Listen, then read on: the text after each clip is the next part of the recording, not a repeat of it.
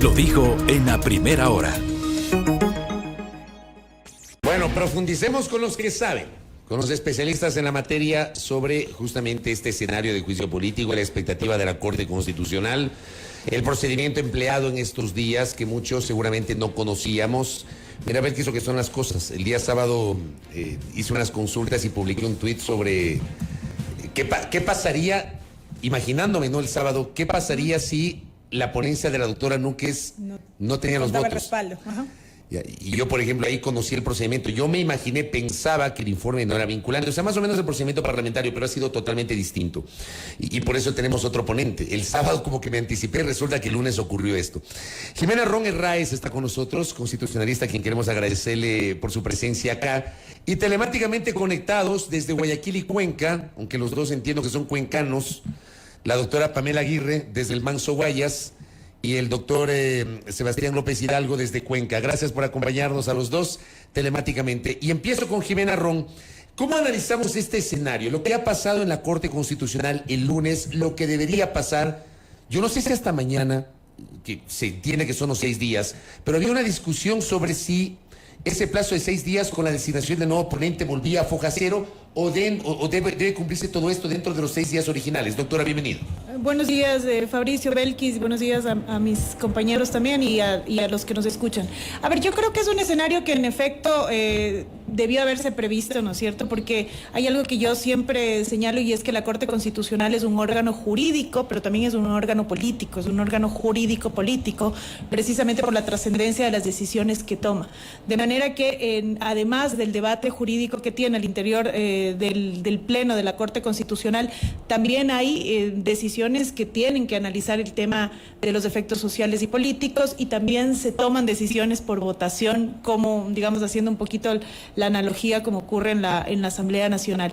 De manera que sí pueden haber momentos en los que no se llega a esa votación, más aún en este caso en el que la Ley Orgánica de Garantías Jurisdiccionales y Control Constitucional establece una votación específica que son 6 votos de los 9 jueces. En ese escenario, el resorteo de los nuevos jueces para lograr, ¿no es cierto?, un proyecto de resolución con mayor consenso, yo esperaría que este lo fuere. El objetivo es que ojalá y se cumpla dentro de los 6 días, es decir, hasta mañana, ¿no es cierto?, el tiempo previsto en la ley orgánica. Hasta para evitar suspicacias, digo yo, ¿no? Sí, ojalá y sí, pero si no pasa eso, Fabricio, si es que por A o B motivos no se llega nuevamente a la votación, ¿no es cierto?, o no hay ese consenso, ¿el tiempo se podría extender? Yo creo que sí, porque habría que contar esas 48 horas para tomar la decisión que establece la ley orgánica, el 148 de la ley orgánica, desde el nuevo proyecto de sentencia. Sí, ahora lo que está haciendo la Corte Constitucional, entiendo yo, es tratando de ajustar esa resolución a este tiempo, es decir, a estos 6 días. Pero si no alcanza, yo no le vería problema, porque la ley no establece una consecuencia fatal por pasarnos de ese tiempo, ¿no es cierto?, si es que contamos esas 48 horas desde el nuevo proyecto de sentencia. Correcto, doctora. Damos la bienvenida nuevamente a la doctora Pamela Aguirre, también jurista, que nos acompaña en esta mañana. Bienvenida, buenos días. Doctora, yo quisiera profundizar muy brevemente en lo ocurrido en estas últimas horas y la designación de un nuevo ponente, porque según leía, esta designación de 2 ponentes para una misma causa, como recoge Diario Primicias, sería algo nuevo que no ha ocurrido antes. ¿Cómo se mira o qué lectura se tiene respecto de, luego de conocerse el dictamen de la doctora Núquez, de la jueza Núquez, y haberse nuevamente resorteado esta causa? Buenos días, Belkis, Fabricio, y un cordial saludo a Jimena, a Sebastián y pues obviamente a todos quienes cordialmente nos están escuchando. Permítanme un minuto simplemente para presentar mis sentimientos de pesar, de solidaridad con la familia de Natalie López. Lamentablemente ayer ella fue asesinada en esta ciudad, y pues lamentablemente son hechos que se están volviendo cotidianos y que no debería ocurrir en nuestro país. Solidaridad para ella, para todas las personas que lamentamos su pérdida. Yéndome al fondo de la pregunta, ¿qué es lo que ocurrió, Belkis? Ocurre que, como ya lo señaló Jimena, hay un disenso, hay criterios efectivamente diferentes y pueden haber, y este es un punto también importante, sobre todo por las elucubraciones que se han dado en estos días, pueden haber criterios distintos referente a la decisión, al decisum, admitir o inadmitir a trámite el juicio político, pero también pueden haber disensos profundos respecto a la argumentación sin que esto signifique que disienten con la decisión. Es decir, automáticamente no existe una forma de conocer a día de hoy, sin que todavía no exista una decisión, cuál fue el proyecto de ponencia de la doctora Teresa Núquez, y esto sí es importante tenerlo presente. Frente a... Perdón que le interrumpa. Hasta este momento no sabemos qué fue lo que propuso la doctora Núquez. El fondo en sí. Efectivamente. Efectivamente. Porque mucha especulación ha habido. Incluso aquí algunos políticos han salido, algunos colegas han salido ya a anticiparse. Yo no he visto en ninguna parte. Ustedes tampoco han visto. ¿Usted no ha visto, doctora? No, yo tengo un casillero virtual que tienen todos los abogados, entonces eventualmente nosotros recibiremos la información por las vías oficiales, a través de los canales oficiales y a través de la web de la Corte Constitucional. Pero efectivamente, y esto sí es importante señalarlo, decirle a la audiencia que no se conoce cuál fue el criterio de la jueza Teresa Núquez, si admitiendo a trámite el juicio político o inadmitiendo a trámite. Lo único cierto que nosotros sabemos sobre la base de la información oficial de la Corte Constitucional es que esa ponencia no tuvo el apoyo de los 5 jueces, en este caso, que se requiere, y digo 5 más de ellas 6, obviamente, que se requiere para que efectivamente este se convierta en un dictamen de la Corte Constitucional, en una decisión de la Corte Constitucional. Ahora, también es importante conocer y también dar a conocer cómo debate un órgano colegiado jurisdiccional. Los jueces se reúnen, leen el proyecto de sentencia, aportan ideas, y si esas ideas son aceptadas por el juez ponente, entonces se incorporan en el dictamen si considera que calzan. Si efectivamente hay discrepancias profundas, salvan el voto, concurren el voto. Lo cierto es que nosotros debemos tener certeza de que este tema se debatió profundamente, y esa fue la razón por la cual, al no alcanzar los votos de conformidad con el reglamento, con el artículo 38, se procede a un sorteo entre quienes disintieron con la ponencia de la jueza Teresa Núquez, con el íntegro de la ponencia de la jueza Teresa Núquez. Existe un nuevo juez ponente, el juez Richard Ortiz, y por la complejidad del caso, han decidido que otro juez también intervenga en redactar esta nueva ponencia, que es el juez Ali Lozada, dicho sea de paso, presidente, y pues con sólidos conocimientos de argumentación jurídica. ¿Qué nosotros podemos colegir de estos hechos? Pues básicamente que hay un profundo debate, que los jueces llegaron a acuerdos mínimos, razón por la cual efectivamente van a generar un nuevo proyecto en el que se incorporen todos estos criterios, y cuando sea conocido, pues probablemente ya tenga los votos requeridos para ser aprobado y ser un dictamen. Más allá de que no conocemos, y hay muchas especulaciones sobre cuál fue la ponencia de la doctora Núquez, está claro que esa ponencia no fue aceptada, apenas tuvo 3 votos a favor y 6 votos en contra.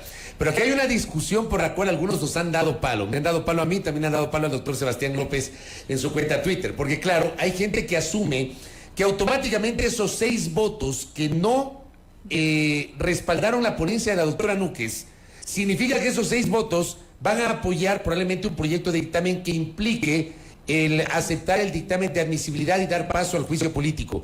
Yo le pregunto si es tanto así, tanto blanco o negro, doctor López. Bienvenido.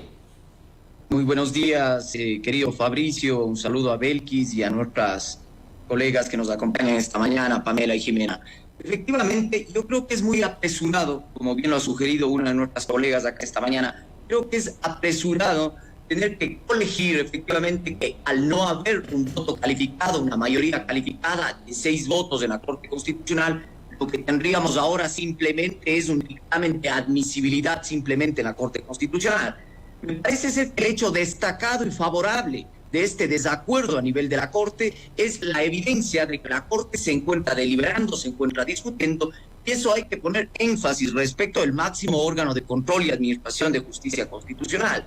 Colegir que simplemente no existe una mayoría calificada y eso daría lugar simplemente a un dictamen de admisibilidad del juicio político me parece ser que es apresurado.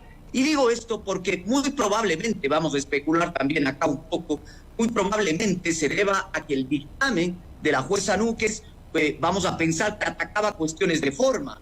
Podría ser que los otros jueces constitucionales, estando de acuerdo en que, vamos a suponer, que no debe pasar el dictamen de admisibilidad, están en desacuerdo con ese criterio y que por lo tanto tienen que hacer un análisis de fondo de la cuestión constitucional. Y digo esto porque me ha llamado profundamente la atención que varios constitucionalistas y varios juristas han dicho que efectivamente acá debe hacerse un análisis de fondo en la Corte Constitucional cuando centran sus argumentos principalmente en cuestiones de forma o errores de forma en sede legislativa. Piense usted en la equivocación e invocación de algunos artículos en la Asamblea Nacional, la errada interpretación que existe de la ley orgánica de la función legislativa en el sentido de que el Consejo Administrativo de la Legislatura no podía enviar a aclarar. Otra cosa es la discusión de que si se aclaró o se reformó la acusación constitucional, pero me parece ser que mucho se ha centrado la discusión en cuestiones de forma, pero paradójicamente se le solicita a la Corte Constitucional que el análisis sea de fondo. Y esto evidencia una contradicción en el discurso y en la argumentación. Doctor, déjeme interrumpirle ahí, doctor. Usted ha citado este fenómeno respecto de los criterios de los unos y los otros sobre si es de forma o de fondo, pero creo que el antecedente más cercano debería ser el del dictamen de la Corte Constitucional, más allá de que no fue esta Corte, sino la anterior, pero hablamos del pronunciamiento institucional, de la Corte Constitucional sobre el intento de enjuiciar políticamente al entonces vicepresidente Jorge Glass. Yo no sé si ese procedimiento es el que nos debería dar luces de por dónde debería ir la Corte, doctor. Bueno, efectivamente la Corte Constitucional ya se ha pronunciado y tiene antecedentes respecto de lo que supone el alcance del juicio político, pero me parece ser que en esta oportunidad, no siendo las mismas circunstancias, nótese, yo creo que la Corte tiene la oportunidad, repito, de definir el alcance de lo que ha de constituir el juicio político como institución constitucional, porque es que también lamentablemente se ha escuchado por parte de algunos constitucionalistas, y esto es lamentable, que esto se trata de un golpe de Estado. Y el golpe de Estado es la abolición pura y dura del sistema jurídico, es la abolición del derecho. Piense usted un golpe de Estado con control de constitucionalidad, eso sí que resulta llamativo. Ciertamente que es bochornoso la acusación constitucional, que tiene algunos defectos, ciertamente, pero la Corte Constitucional es el momento para que profundice en esta institución y naturalmente determine el alcance y los límites del control de constitucionalidad en torno al juicio político, el tema de cómo el poder controla al poder, cuáles son los alcances y límites de esta institución en una democracia. Si bien existen algunos antecedentes, es el momento para que la Corte Constitucional se tome este tiempo, delibere, tengamos una decisión profunda en relación al alcance y límites de esta institución. Correcto, doctor. Doctora Jimena Ron, traslado una inquietud que yo también me la hacía en estas últimas horas. Nos dicen, por ejemplo, por acá, ¿cuántas veces pueden rechazar o no aprobar este pedido de juicio político, la Corte Constitucional en este caso? ¿Qué pasa si existe una nueva ponencia? Esta asimismo no logra los votos, existe un nuevo sorteo. ¿Hasta cuándo seguiríamos entrampados, diría yo, hasta poder conocer ya una decisión en firme de la Corte? Bueno, no tenemos certeza porque la norma no prevé ese escenario, ¿no? El escenario de que no se pueda llegar materialmente hablando a la votación requerida, que son los 6 votos. Por eso es que la Corte en este punto, dado el primer escenario, tomó mano del artículo 38 del reglamento de sustanciación, que le permite generar una nueva ponencia nombrando un nuevo juez para efectos de salir, digamos, del problema en el que se encontraba, y lo correlacionó con el 150 de la ley orgánica para nombrar a 2 jueces. El 195. El 195 de la ley orgánica para poner al segundo ponente. Para poner a 2 jueces, y eso ya resulta además súper importante, porque de entrada sabemos que el siguiente proyecto de sentencia vamos a tener 2 votos seguros, que son los 2 ponentes, ¿no? Y luego habría que ver cómo se van adicionando a ese proyecto de resolución el resto de jueces de la Corte Constitucional. Yo creo sinceramente que este proyecto de sentencia va a tener mayor consenso. ¿Por qué? Porque un poco lo que señalaba Pamela cuando nos explicaba el proceso de debate de los jueces al interior de la Corte Constitucional. Cuando hay un proyecto de sentencia, los 9 jueces, es decir, el Pleno se reúne y va a dar su criterio tanto en contra, a favor, es decir, va a generar elementos de análisis para ese proyecto de sentencia. Y estos nuevos jueces, la nueva ponencia, seguramente va a traer ese debate, es decir, todo lo que se dijo en ese momento, de manera que lo más probable es que tenga mayor consenso. Puede haber un escenario en el que no se junten los votos, no se reúnan los votos, sí, habría que nombrar a un nuevo juez, a un nuevo ponente. ¿Para qué? Para lograr, porque lo que sí estamos seguros, Fabricio y Belkis, es que necesitamos esa resolución de la Corte Constitucional. No podemos, y por ahí se ha señalado que si falta esa resolución, entonces el trámite sería el archivo, digamos, la consecuencia sería el archivo. La ley no lo prevé. Estamos nuevamente, digamos, analizando posibles escenarios, ¿no? O sea, y volvemos al hecho de que en derecho público solo se hace lo que está escrito. Y si la ley no lo prevé... La ley no lo prevé, exacto. Vamos a encontrarnos digamos, atascados, ¿no? Ahora, lo que sí es importante señalar es que todo debe leerse en su integralidad. La Constitución y las normas se leen en su integralidad, no de forma aislada. Por eso es que la Corte hace este ejercicio de si el artículo 138 de la ley orgánica no me permite, ¿no es cierto? 148, perdón, no me permite hacer esto de extender el tiempo. Entonces voy a tomar mano de otros artículos. ¿Por qué? Porque leo en su integralidad la normativa. ¿Puedo hacer eso? Sí, con la finalidad de no encontrarme con un vacío y con una barrera infranqueable, digamos, que no me permita emitir la resolución. Algo adicional que al menos a mí me quedó suelto. ¿Por qué no se conoció el contenido de este proyecto de resolución de la doctora Núñez? Porque no debe de conocerse. ¿No debe? ¿Por qué? No debe Porque de conocerse. eso es importante. ¿Por qué? Es súper importante y esto me recuerda un poquito lo que dijo Fabricio al inicio, y él decía, bueno, es que el proceso en la Corte Constitucional es distinto al de la Asamblea. En efecto, y hacemos un poco esa relación porque nos parece similar, pero no lo es. Los proyectos de sentencia son de carácter reservado y únicamente, digamos, se publican o adquieren esta naturaleza de publicidad cuando ya son resolución. Son de carácter cuando han alcanzado los votos, cuando han alcanzado los votos y se ha formalizado como tal el trámite, ¿no? Es decir, ya es una resolución, ahora sí es público, ahora sí lo genero publicidad para la ciudadanía.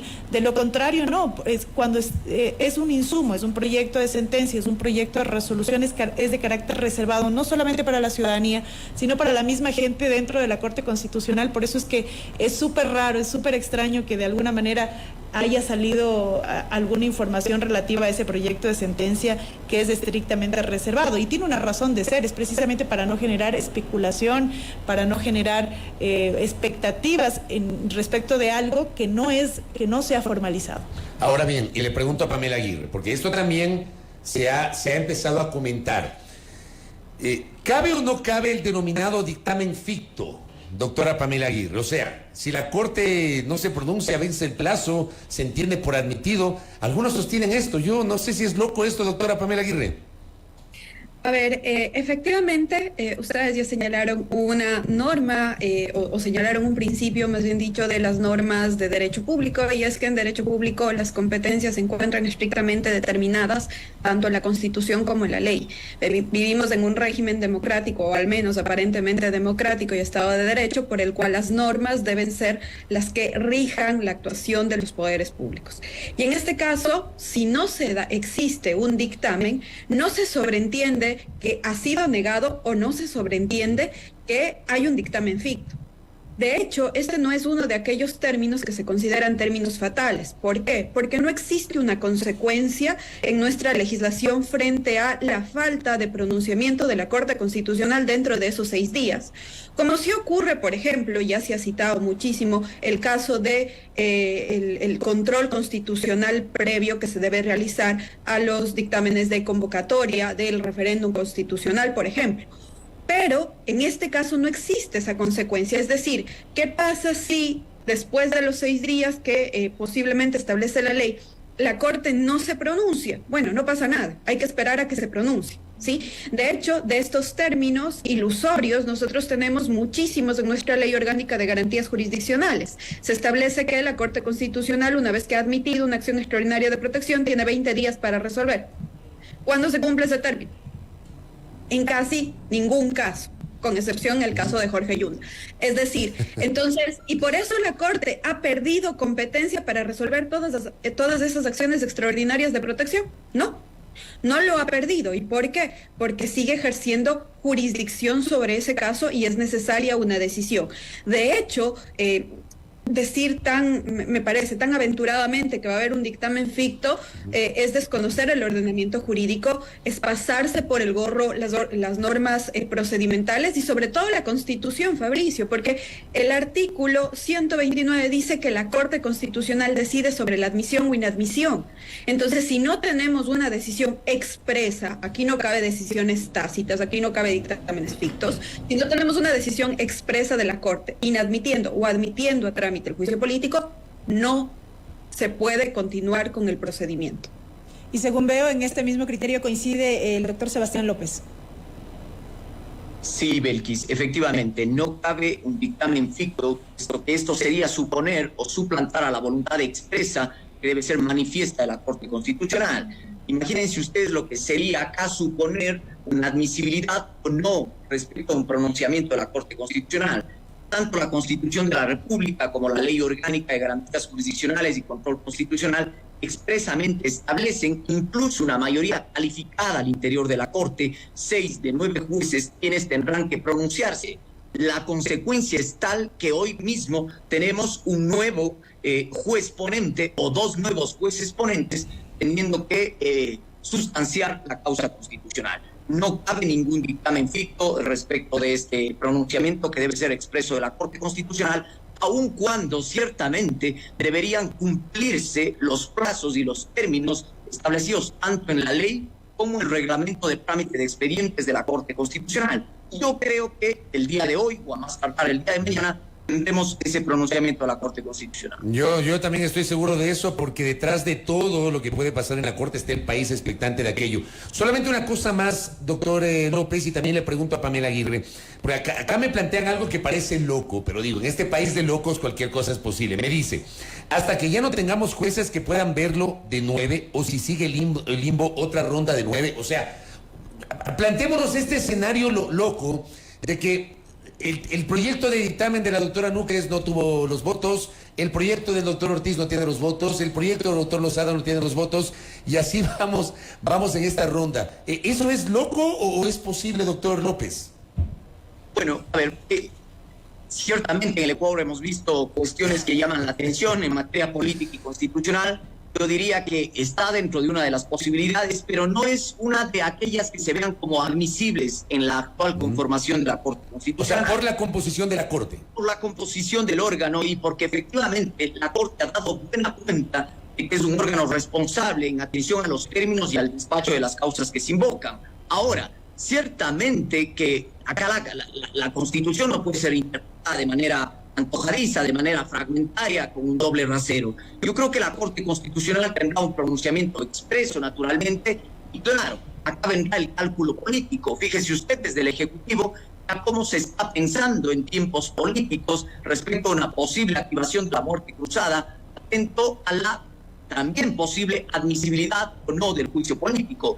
Y esa es otra discusión constitucional importante, ¿no? Yo creo que la Corte Constitucional tendrá un pronunciamiento expreso hoy o a más tardar el día de mañana, que se cumplirán los casos fatales. ¿Coincide con esa postura Pamela Aguirre?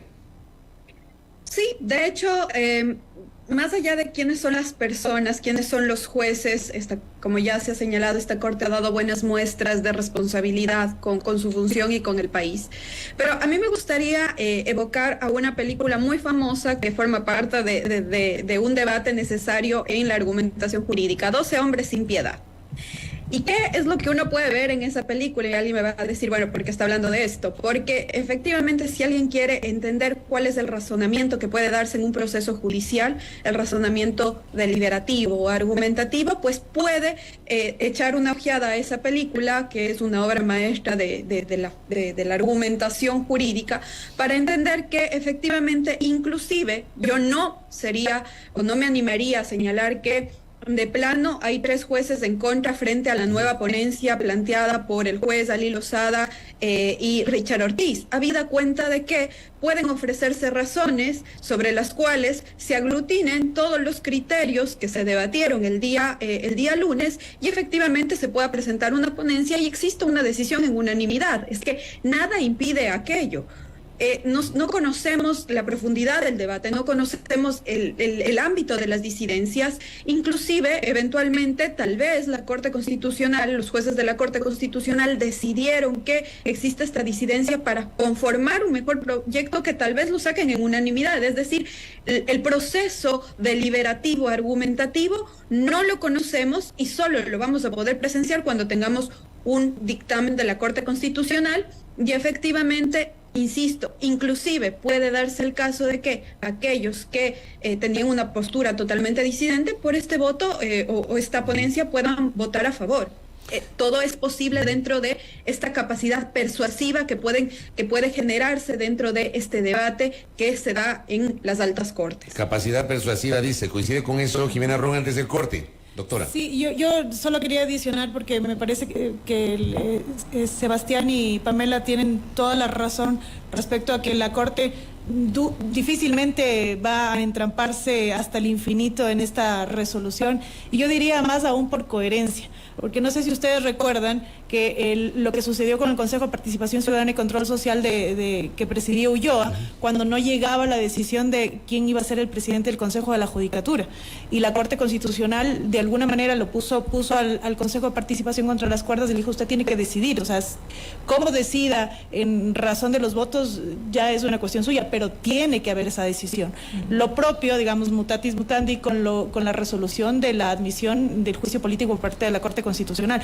Cómo decida, cómo llegue ese consenso, ya es una cuestión que realizará la Corte en el debate puertas cerradas, ¿no es cierto?, de manera reservada, pero necesitamos de manera forzosa esa resolución. Correcto. Voy a la pausa y al regresar vamos con la segunda parte de esta interesantísima charla. No se vayan a desconectar a los doctores López y Aguirre que están conectados telemáticamente con nosotros. Acá la doctora Jimena Ron Herráez conversando sobre esta situación que para muchos es nueva, novísima, que es la intención de llevar a juicio político al presidente de la República y qué es lo que pasa, cuál es el papel de la Corte Constitucional. A mí me ha quedado clarísimas algunas dudas que tenía antes de esta charla con 3 especialistas. Pausa, aquí en A Primera Hora. 7:46, estamos en esta interesante charla, conectados telemáticamente los juristas Pamela Aguirre y Sebastián López Hidalgo, y aquí en nuestra cabina nos acompaña la doctora Jimena Ron Herráez.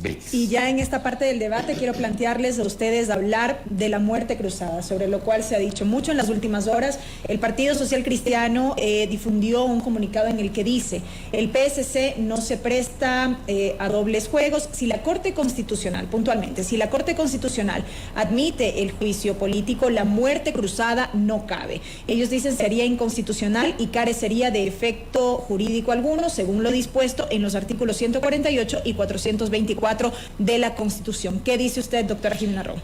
No existe una norma en la Constitución que prohíba de manera tajante, y nuevamente aquí esto tiene que ser absolutamente expreso, explícito en la Constitución, que no se pueda iniciar una muerte cruzada, un proceso de muerte cruzada mientras está desarrollándose el juicio político. O sea, pareciera que por lógica, por sentido común, eso debiera ser así, pero si la norma constitucional no lo prevé, no existe técnicamente ese obstáculo para que el presidente de la República presente una muerte cruzada, es decir, disuelva la Asamblea Nacional. Ahora, lo que sí es cierto es que el 148 establece determinadas causales, 3 causales específicamente, por las cuales, las únicas por las cuales el presidente de la República podría disolver a la Asamblea Nacional. Habría que ver si en el contexto, digamos, de ya iniciar el juicio político, una de estas causales se configura. Hablemos justamente de las causales en el 148 de la Constitución, yo lo mencioné en el comentario. A ver, dice, y esta frase es clave: el presidente de la República podrá disolver la Asamblea Nacional cuando, a su juicio, clarito dice, a su juicio, esta se hubiera arrogado funciones que no le competen constitucionalmente previo dictamen favorable de la Corte Constitucional. Eso está claro. Y luego dice: o si de forma reiterada e injustificada obstruye la ejecución del Plan Nacional de Desarrollo o por grave crisis política y conmoción interna. Estas otras 2 causales a diferencia de la primera doctora Run, no requiere dictamen de la Corte. No requieren dictamen de la Corte. Pero eso no significa que el presidente tenga carta abierta para disolver a la Asamblea cuando a su juicio crea que deba disolverla. ¿Por qué? Porque además de un proceso, digamos, de control político también, y esto no hay que olvidarse, porque a mí me parece súper importante, el presidente también está sometido a un proceso de control social. Entonces habría que ver si la sociedad en su mayoría le cree al presidente que alguna de esas causales se configura para disolver a la Asamblea Nacional.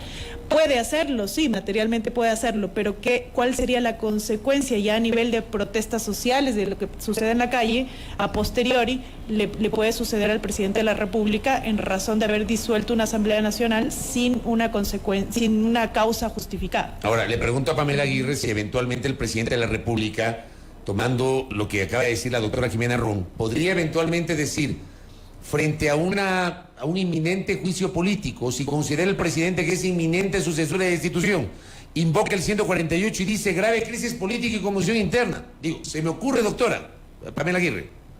¿Es posible? Sí es posible. A ver, el artículo 148 establece un único límite. Sí, establece un único límite. ¿Cuál es ese límite? Que esta competencia sea ejercida durante los 3 primeros años. Existen causales, efectivamente, es decir, existen motivos por los cuales se activa este mecanismo de control político. Dicho sea de paso, un mecanismo para solucionar un conflicto político sobre esta idea de nuestra historia constitucional de que se vayan todos, pues es una forma ordenada de que se vayan todos. Efectivamente, esto es así. El presidente podría, claro que podría. Ahora, eventualmente esto está por fuera del control previo de constitucionalidad, es importante señalarlo, pero no está por fuera del control posterior de constitucionalidad. ¿Qué quiero decir con esto?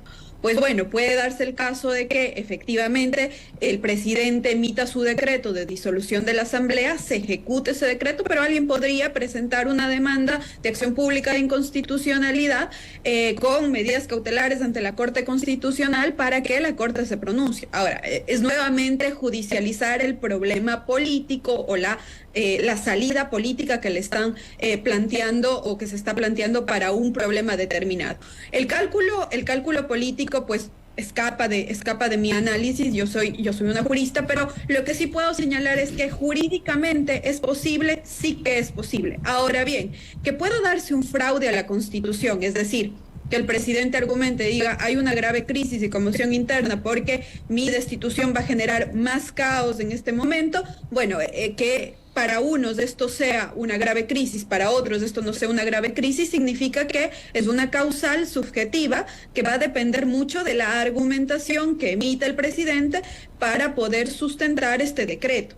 Fácticamente, como ya lo señala Jimena, esa es otra cuestión de un cálculo político de si la gente le cree al presidente que hay una grave crisis o conmoción interna que le motive a él disolver la Asamblea.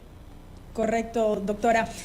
Doctor López, con este escenario que describía Pamela Aguirre, de un control posterior por parte de la Corte Constitucional, ¿esto eventualmente se daría en el curso ya de un proceso de elecciones que se convoque como lo determina la Constitución de la República?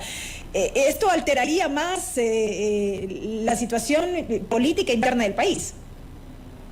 Bueno, lo primero que cabría decir acá, ciertamente, para quienes nos escuchan, es que la muerte cruzada como una institución en el constitucionalismo ecuatoriano ha servido para el chantaje político de tiempo en tiempo. Por eso es que habría que pensarnos realmente la vigencia de esta institución en cuestiones posteriores, digamos, respecto al constitucionalismo ecuatoriano.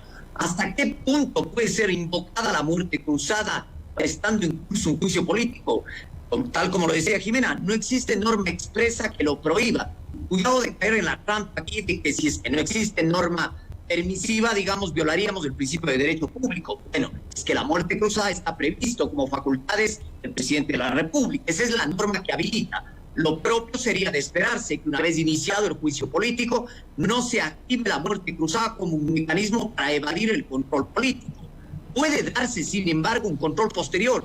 Yo soy escéptico respecto de un control posterior porque habría que pensarse si es que cabe o no una demanda de inconstitucionalidad de norma respecto de un acto de autoridad pública que sin duda activa una muerte cruzada.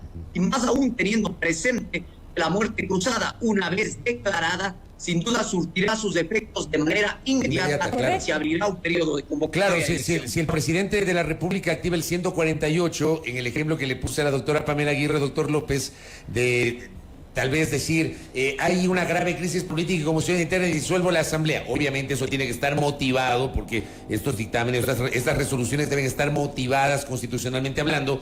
Hay la convocatoria a elecciones, pero la Asamblea inmediatamente se va a su casa. Así resulta. Así es. No es que se espera un día, 2 días o déjeme ver. A que ver no sé qué qué. pasa. Es automático, doctor. Claro. Sí, el problema es que siendo, digamos, efectivo inmediatamente, digamos, opera de pleno derecho. Acá lo que hay que decir es que no puede mal utilizarse de manera abstracta la institución de la muerte cruzada para que simplemente frente a la inconformidad de un juicio político poder activar.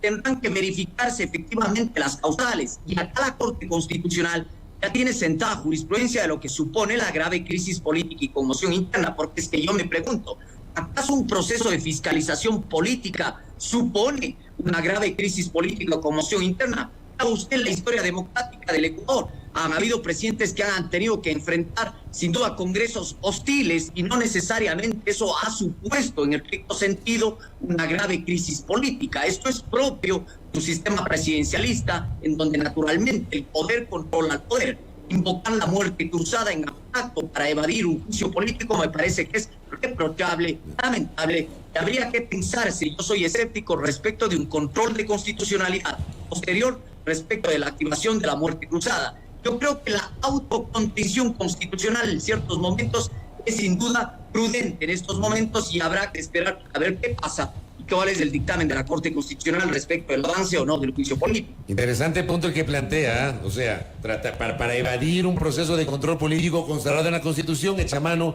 de otra prerrogativa constitucional. Muy interesante aquello. A ver, Leonidas Issa, doctora Jimena Ron, ha dicho que si el presidente de la República decide activar el 148 y disolver la Asamblea Nacional, se va a declarar en dictador. A mí me hace ruido eso porque digo, a diferencia tal vez de la Constitución del 79 o la Constitución del 98, sobre esto me parece que es muy claro lo que dice la Constitución respecto de los 3 mecanismos, el 129 que habla del juicio político, el 130 de la destitución del presidente y el 148 de la disolución de la Asamblea. El 148 dice que el presidente gobernará mediante decretos, leyes en materia económica avalados previamente por la Corte Constitucional mientras no haya Asamblea Nacional y hasta que se dé, obviamente, el proceso de elecciones y se elija un nuevo presidente y una nueva Asamblea para completar el periodo actual, es decir, hasta el año 2025. ¿Podríamos hablar de una dictadura como piensa el presidente de la CONAIE, doctora Jimena Ron? Yo creo que decir, por ejemplo, que la muerte cruzada nos va a derivar en una dictadura es lo mismo que decir que el juicio político es un golpe de Estado. Digamos, está tan mal utilizado el término en el uno como en el otro escenario. ¿Por qué? Porque los dos son mecanismos constitucionales, ¿no? Eso significa que si están bien usados y si están bien aplicados, no tendrían, digamos, que alterar el orden social. Ahora, es cierto que los dos van a generar inestabilidad, tanto el juicio político como la muerte cruzada. No, eso es inevitable. Eso es inevitable. Habría que ver cuál genera mayor inestabilidad, es decir, cuál de los males es el mejor, por decirlo de alguna manera, ¿no? Yo creo que la muerte cruzada es mucho más riesgosa, y ese es mi criterio, es mucho más riesgosa, no solamente para el país, para la inestabilidad del país, por todo lo que vendría o traería, digamos, como consecuencia, y eso no solamente me estoy refiriendo a quedarnos sin Asamblea Nacional, sino al tema social, sino al tema social, que a mí me preocupa. Mira lo que me escribe el doctor Marco Morales Andrade, que está en sintonía de este espacio, también jurista, me dice: me parece que la muerte cruzada solo tiene un control político social. Todos van a nuevas elecciones y si el pueblo considera que el presidente hizo mal, la gente votará en su contra, dice el doctor. Es correcto.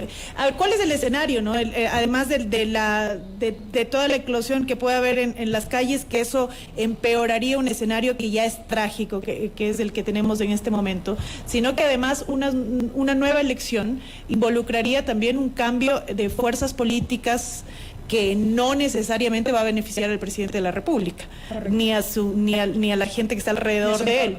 Entonces, esto de aquí yo creo que es algo que tiene que analizarlo, ¿no? ¿Cuál sería el mejor camino, no solamente para temas de gobernabilidad, sino también temas sociales? Yo creo, y en eso yo voy a coincidir con Sebastián, que el juicio político, si es un mecanismo constitucional y pasa todos los filtros y se lo lleva de manera correcta y adecuada, es algo que tiene que ocurrir y no la muerte cruzada a efectos de salirnos de escapar, de que el presidente escape de este control político que es constitucional y es necesario en este punto. Entonces, quizás este camino sea el menos lesivo para la sociedad y para el presidente de la República, considerando algo que yo vengo insistiendo desde hace algún tiempo atrás. Para mí el mayor filtro, el filtro más complejo, no es el dictamen de la Corte Constitucional, no es que la Corte Constitucional nos abra la puerta para el juicio político, porque si la Corte Constitucional se mantiene con el dictamen que emitió en el caso de Glass, va a ser un análisis de forma que no requiere mayor complejidad más que el argumento para convencer a la sociedad. El mayor filtro, el más difícil realmente para el juicio político es juntar los 92 votos al interior de la Asamblea Nacional. Y nosotros somos testigos que en la Asamblea Nacional no es fácil juntar 92 votos en un tema tan delicado. Yo creo que más bien ahí debería de concentrarse la dificultad y el debate, ¿no? Yo creo que por ahí sería un poquito menos lesivo que la muerte cruzada. Correcto, doctora Jimena Ron. Doctora Pamela Aguirre, varios elementos allí para analizar, pero pregunto, ¿representa un mayor riesgo una eventual muerte cruzada, como lo señaló Jimena Ron? Efectivamente, creo que eso generaría muchísima mayor inestabilidad. Recuérdese que siendo un procedimiento constitucional no vamos a contar con una asamblea que haga contrapeso al control político, y eso ciertamente ya va a generar alguna inestabilidad por el tiempo que dure. Vamos a volver nuevamente a elecciones, lo cual significa que vamos a estar en un periodo electoral, y algo que me parece que es importante y que debe tenerse en cuenta en el caso de la muerte cruzada y volver a elecciones, es nuevamente distraer a aquellos funcionarios que tienen que estar dedicados a gobernar el país, a resolver los problemas del país, en tratar eventualmente de que sus candidatos o él nuevamente lleguen a la más alta magistratura, lo cual ciertamente genera esa distracción frente a la función primordial que en este momento, y dadas las circunstancias terroríficas de inseguridad que estamos viviendo, apremiantes respecto a desastres naturales que está pasando el Ecuador, requieren de una autoridad que esté centrada justamente en atender estas necesidades y los problemas reales que tiene el Ecuador. Doctor López. Bien, Fabricio, yo quisiera llamar a recordar un episodio constitucional reciente, cuando se activaba la denominada muerte cruzada que daba el Parlamento al presidente de la República en meses atrás. Esto se dio porque efectivamente el presidente de la República había declarado un estado de excepción. Justamente para evadir, según mi criterio, esa muerte cruzada, el presidente había derogado ya ese estado de excepción cuando se encontraba en trámite la muerte cruzada en el Parlamento. Usted habla del 130 de la Constitución, de la capacidad de la Asamblea para destituir al presidente. En junio del año pasado. Así es, nótese que a ese momento la Corte Constitucional ya le dio un tirón de orejas al primer mandatario, que había dicho en su jurisprudencia que no puede mal utilizarse los mecanismos constitucionales para evadir el control político. Cosa similar sería ahora. El presidente de la República está llamado a acatar la Constitución de la República. No se trata de una calificación abstracta de que esta causal me conviene o no para evadir un juicio político. El pronunciamiento ha de venir por parte de la Corte Constitucional, tendrá que esperarse y tendrá que hacerse un análisis respecto de los criterios y razones jurídicas de la Corte Constitucional. Ciertamente la inestabilidad es patente en el caso del constitucionalismo ecuatoriano, pero esto en mucho obedece al deficiente diseño constitucional y también de la aplicación de las instituciones. Recuerden ustedes, como decía un gran jurista y constitucionalista español, la vigencia y el prestigio de las instituciones depende tanto de lo que ellas hacen como de lo que se hace con ellas. Correcto. Y voy a terminar, se me terminó el tiempo, con una última reflexión para cada uno de ustedes, a propósito además de una inquietud que me plantean. Y ya la menciona justamente el doctor López, el 130 de la Constitución. Yo, en la primera parte de este espacio, en la parte de mi comentario, yo le mostré a la audiencia la declaración de Juan Fernando Flores, el coordinador de la bancada de Acuerdo Nacional del Bloque de Gobierno de la Asamblea, que insistió en que esa es una bala que ya se utilizó y ya se agotó. Jimena Ron, ¿usted cree que la Asamblea ya no puede echar mano del 130, que sería tratar de destituir al presidente de la República, como ocurrió en junio del año anterior? La misma pregunta para los tres y empiezo con Jimena Ron, por favor. A ver, yo ahí creo que el artículo, el 130, es un artículo como la mayoría de artículos en la Constitución abiertos, de naturaleza abierta. ¿Eso qué significa? Que nos da ciertas directrices, pero no nos establece el escenario de forma completa, porque no tiene por qué establecerlo, porque es una norma constitucional. ¿Eso qué significa? Que nos da mucho margen de interpretación. Y por eso es que ustedes van a recibir criterios a favor y criterios en contra. Mi criterio particular es que la Asamblea Nacional sí podría volver a aplicar la muerte cruzada, la destitución del presidente de la República sobre la base del 130 de la Constitución, siempre y cuando se configuren las causales, igual que en el 148. ¿Por qué? Porque el espíritu de esa norma es precisamente que no se pueda volver a destituir a un presidente de la República si ya se destituyó a un anterior. ¿Para qué? Para que no tengamos procesos de destitución continua y una inestabilidad permanente, pero no frente a un intento de destitución. Es decir, para mí no es la activación del 130, sino la materialización. Exactamente. Y que no se aplicaría con el vicepresidente ya en la presidencia, allí ya no se aplicaría. Correcto, porque generaríamos ahí sí una ingobernabilidad permanente, porque estaríamos destituyendo ad infinito. ¿Qué piensa Pamela Aguirre? Efectivamente, además hay que leer la norma integralmente. El artículo 130 establece dos posibilidades, es decir, dos causales. La primera, grave crisis o conmoción interna, y por otro lado que pues exista una abrogación de competencias del presidente, y para esto se requiere el dictamen previo de la Corte Constitucional. Además, súmenle al debate que, aunque nos guste o no nos guste, existe una sentencia interpretativa de la Corte Constitucional de 2009 en la que la Corte Constitucional señaló que esta norma, el una sola vez, debe entenderse tal y como se ha señalado anteriormente, es decir, cuando se ha activado la destitución del presidente y asume el vicepresidente, durante ese mismo periodo no se puede volver a intentar entonces nuevamente la muerte cruzada. Y esto, de alguna manera, dentro de lo deficiente que es nuestra Constitución en la parte orgánica, en la parte de la organización del poder, lo que asegura es básicamente que sea presidente y vicepresidente quienes terminen el periodo presidencial y que no exista, por ejemplo, estas suspicacias de que eventualmente va a ser el presidente de la Asamblea Nacional quien pudiese asumir. Está asegurando justamente una sucesión ordenada constitucional. Doctor López. Fabricio, ya habrán criterios a favor y en contra. Sin embargo, yo coincido con las colegas que habían dicho acá respecto de la procedibilidad de la muerte cruzada, y es que la limitación constitucional de una sola vez solo se hace efectiva una vez que se ha verificado la cesación del presidente de la República, y para evitar que en la sucesión presidencial, cuando asume el vicepresidente, nuevamente se le aplique. En ese sentido tiene lógica la aplicación de la disposición constitucional para que en la sucesión no pueda volver a aplicarse nuevamente la muerte cruzada.